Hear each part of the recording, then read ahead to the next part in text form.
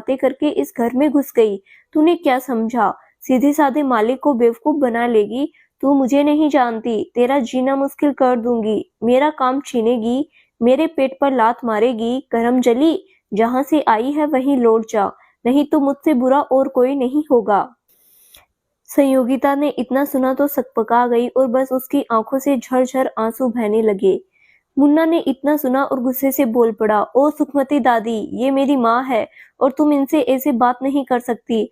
तुम तो मुझे दूध में पानी मिलाकर देती थी और सारा दूध खुद पी जाती थी और मेरी दाल में घी भी नहीं डालती थी। रधिया बोली, सुखमती काकी तुम्हारी उम्र का लिहाज कर रहे हैं, नहीं तो ये जो तुम्हारी काली जुबान है और काला दिल है ना, तुम्हारे विनाश का वही कारण है।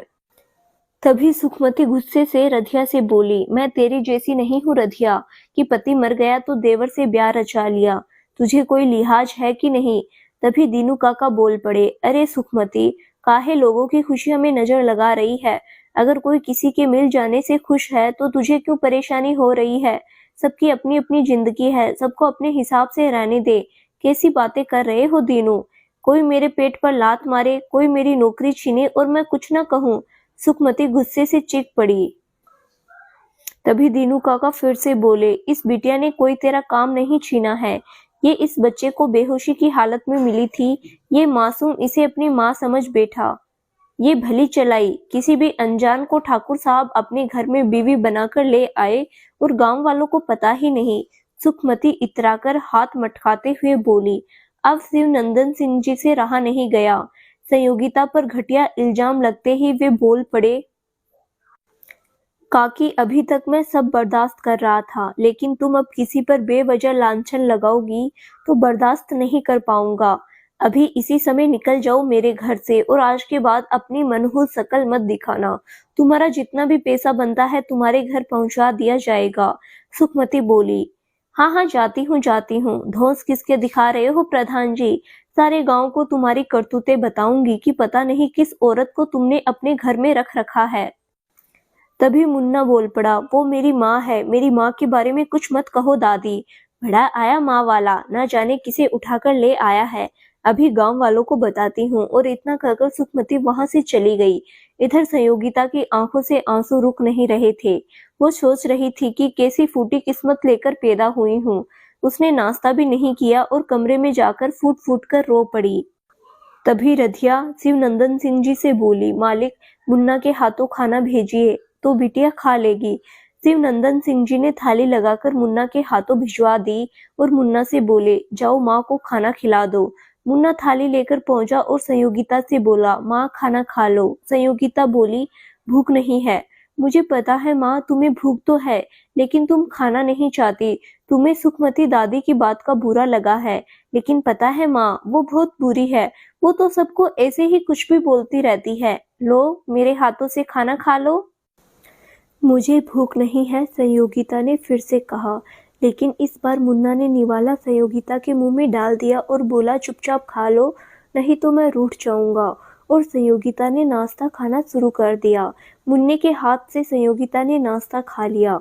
ये सब शिवनंदन सिंह पर्दे के पीछे से देख रहे थे।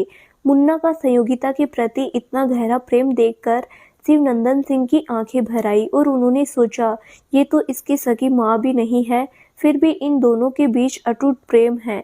काश ये माँ बेटे एक दूसरे से कभी अलग ना हो। लेकिन ये कैसे हो सकता है? संयोगिता को तो कभी ना कभी इस घर से जाना पड़ेगा। ये तो हमारे घर की सदस्य भी नहीं है, पता नहीं कौन है। और अगर कभी कोई इसको ढूंढते हुए यहाँ आ गया तो संयोगिता को तो वापस जाना ही पड़ेगा। फिर मुन्ने का क्या होगा? वो बेचारा तो माँ के लिए पहले से ही तरस रहा है, और अगर संयोगिता भी चली गई तो बेचारे का न जाने क्या हाल होगा। लेकिन अभी तो दोनों एक दूसरे को पाकर खुश है, बाद में बात का देखा जाएगा। शिवनंदन सिंह खुद को दिलासा देकर बाहर आ गए। तभी मीठी दौड़ते हुए आई, मुन्ना, मुन्ना कहाँ हो तुम? देखो, मैं अपनी नानी के घर से वापस आ गई। मुन्ना भी मीठी की आवाज़ सुनकर बाहर आकर बोला, तुम आ गई मीठी? चलो मेरे साथ अंदर चलो, तुम्हें कुछ दिखाता हूँ। क्या हुआ मुन्ना, ऐसा क्या दिखाना चाहते हो मुझे? मीठी ने पूछा। बस तुम अपनी आंखें बंद कर लो। मुन्ना बोला, अच्छा बाबा। लो कर ली आंखें बंद। मीठी बोली। मुन्ना मीठी को संयोगिता के पास ले जाकर बोला, मीठी अब आंखें खोलो। मीठी ने जैसे ही आंखें खोली, संयोगिता को सामने देखकर हैरानी से पूछा, मुन्ना ये कौन है? पहचानो तो भला, ये कौन है? मुन्ना बोला, नहीं पहचाना मुन्ना, अब बताओ भी ये कौन है? मीठी बोली, अरे पगली, ये मेरी माँ है, पता है, नदी के किनारे पड़ी थी बेचारी। फिर वैद्य जी ने इलाज किया और ठीक होने पर मैं इन्हें अपने घर ले आया। है ना सुंदर मेरी माँ, और खाना भी बहुत अच्छा बनाती है। अच्छा, तो ये है तेरी माँ? सच में बहुत सुंदर है, मीठी बोली। फिर मीठी ने आगे कहा, मैं अपनी माँ को बताकर आती हूँ कि मुन्ना की माँ वापस आ गई है भगवान के घर से। और इतना कहकर मीठी वापस अपने घर चली गई। तभी शिवनंदन सिंह ने मुन्ना से कहा, बेटा, मीठी से क्यों कहा कि ये तुम्हारी माँ है? अब वो अपनी माँ से बता देगी और महाराजिन काकी का उसकी माँ के साथ उठना बैठना है। पता नहीं क्या लगाई भुजाई करे, क्या क्या बोले तेरी माँ के बारे में। मुन्ना बोला, महाराजिन दादी सच में मेरे को बुरी कहेगी? शिवनंदन सिंह बोले, पता नहीं बेटा, लेकिन सुखमती काकी हमसे गुस्सा होकर गई है, इसीलिए कुछ ठिकाना नहीं है। मुन्ना बोला, लेकिन बाबा अब क्या करेंगे? चिंता मत करो बेटा, जो होगा देखा जाएगा। शिवनंदन सिंह बोले। मीठी अपने साथ अपनी माँ को संयोगिता से मिलाने ले आई। देखो माँ, देखो देखो, ये रही मुन्ना की माँ। मुन्ना कह रहा था नदी के किनारे बेहोश पड़ी थी। मुन्ना ने वैद्य जी से उसका इलाज कराया और फिर अपने घर ले आया। मीठी अपनी माँ सुमित्रा से सब एक सांस में ही कह गई। अब सुमित्रा और मीठी संयोगिता के सामने थे। सुमित्रा बोली, सच में तुम मुन्ना की माँ हो? संयोगिता बोली, नहीं बहन, मैं तो एक अनाथ और बेसहारा हूँ। मेरे माँ बाप तो बचपन में गुजर गए थे। मामा मामी ने सहारा दिया, फिर शादी हुई। पति फौज में थे, वो शहीद हो गए। और अब ना मामा मामी रहे, ना ससुराल में कोई है। इसीलिए नदी में कूदकर जान देना चाहती थी। लेकिन मुझे क्या पता था कि मेरा भाग्य यहाँ मुझे मुन्ना से मिला देगा। वर्षों से ममता के लिए तरस रहा है। अगर मैं इसको वो ममता दे सकूं तो इसमें क्या बुराई है? इतने कम समय में ही इससे इतना लगाव हो गया है कि ऐसा लगता है कि ये मेरा सगा बेटा है। अच्छा हुआ बहन, मैं बहुत खुश हूँ मुन्ना के लिए। अनाथ को माँ मिल गई, इससे अच्छा और क्या हो सकता है। अभी मैं जाती हूँ, बाद में फुर्सत से बात करती हूँ। अभी माँ के घर से आई हूँ तो बहुत सा काम पड़ा है। और इतना कहकर सुमित्रा चली गई। मुन्ना और मीठी आपस में खेलने लगे। तभी गांव के 2-4 बुजुर्ग लोग शिवनंदन सिंह के घर पहुंचे और उनमें से एक ने आवाज लगाई, प्रधान जी, प्रधान जी जरा बाहर तो आइए। आवाज सुनकर शिवनंदन सिंह ने बाहर आकर पूछा, अरे आप लोग, कहिए क्या बात है? उनमें से एक ने कहा, बात तो है, लेकिन वो आपसे संबंधित है। समझ नहीं आ रहा कहाँ से शुरू करूं और कैसे कहूं। आप हमारे गांव के शरीफ इंसानों में गिने जाते हैं। आपसे ऐसी उम्मीद नहीं थी।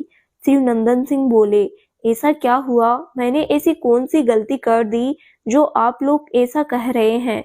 उनमें से फिर से एक ने कहा कि आपकी महाराजिन सुखमती ने गांव भर में खबर फैला दी है कि पता नहीं आपके घर कौन लड़की रह रही है और आप उसे मुन्ना की माँ कह रहे हैं।